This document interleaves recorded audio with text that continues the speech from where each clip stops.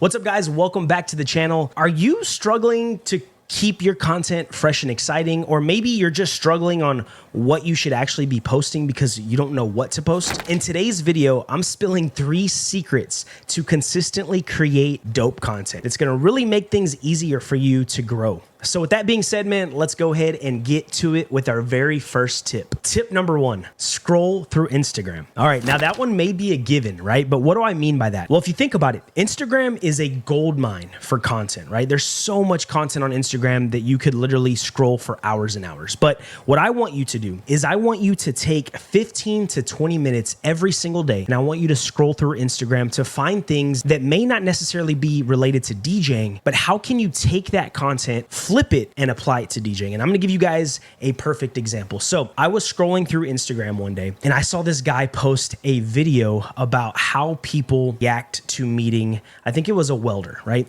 And in the video, when these people met the welder, they're like, "Oh my God, are you a welder? Like, welding is so cool," right? He made this like really funny skit. So I was like, dude, I should do the exact same thing, but for DJs. So I did the exact same formula. I captioned the video, how DJs expect you to react when you meet them.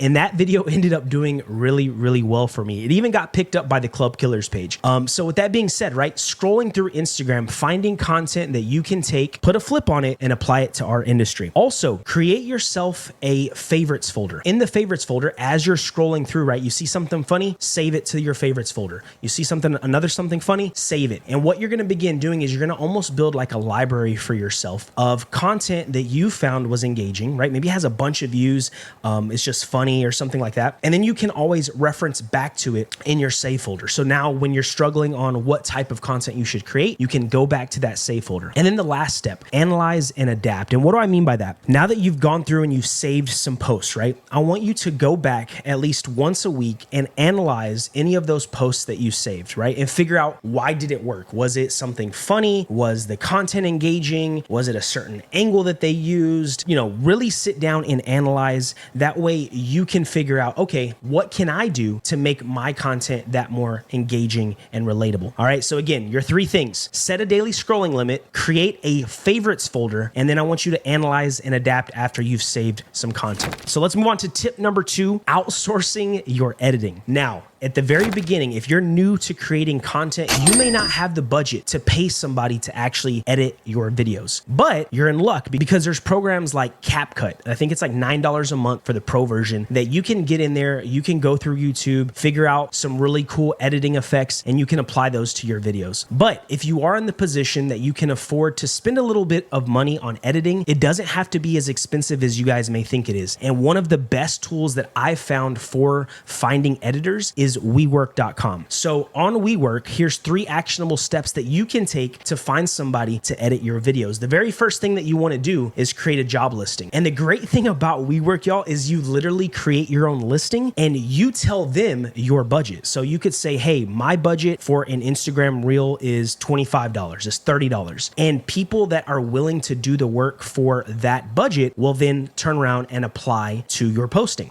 So by writing a clear, detailed description on WeWork, you don't have to go out and look for people. They're going to come find you. Then you want to review some of those portfolios, right? You want to spend some of that time reviewing the portfolios of the editors that you may be considering working with. You want to make sure that they do have the experience. You want to make sure that they are actually going to be able to provide the level of service that you're looking for, right? Like, do you have a vision of how you want your videos to look? If so, can they deliver on that vision? And then the last thing is starting with the test project. And this one's super important, y'all. Before you commit to anything long-term, before you sign any type of agreements or contracts, make sure that you start off with a test project. Meaning, hey, you're going to create me 3 to 5 reels. I'm going to see if I like them. And then at that point, maybe you can lock something in to where you could have them on like a monthly retainer or something.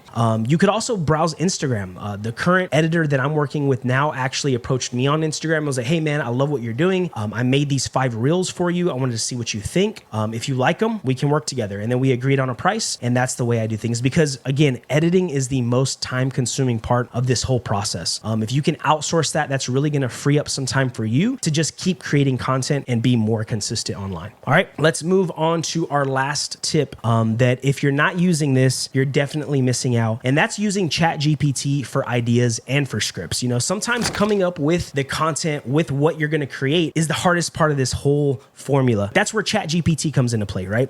You can use it to brainstorm new ideas. You can have it structure your videos for you. You can even generate scripts and talking points. I actually use ChatGPT for this video right here. I said, hey, I want to create a video for DJs on how to consistently create content. Here's the 3 topics that I want to speak on. Can you add to them? It then spit back out its script. I kind of picked and choose some of the things that I were like, oh, okay, I like this. Or some of it was a little robotic and I don't necessarily use that. But here's how you can actually incorporate the tool for yourself. The first thing is brainstorming topics, right? You can use ChatGPT to give you a whole list of video topics. And there are tons of prompts that you can find online. But I mean, it could be as basic as, hey, I am a wedding DJ based in Dallas, Texas. I am looking to attract couples that are looking for a bilingual DJ. Can you help generate 30 scripts for videos or 30 ideas for videos? And it will literally spit out 30 ideas. You find one that you like, and then you kind of expand on that, which kind of then goes into my next point, which is you can also use it to outline your videos. So once you've figured out what your topic is going to be, you can ask ChatGPT to create you a detailed outline. That way you stay focused, especially for me, right? I can ramble on and on and on and on and on.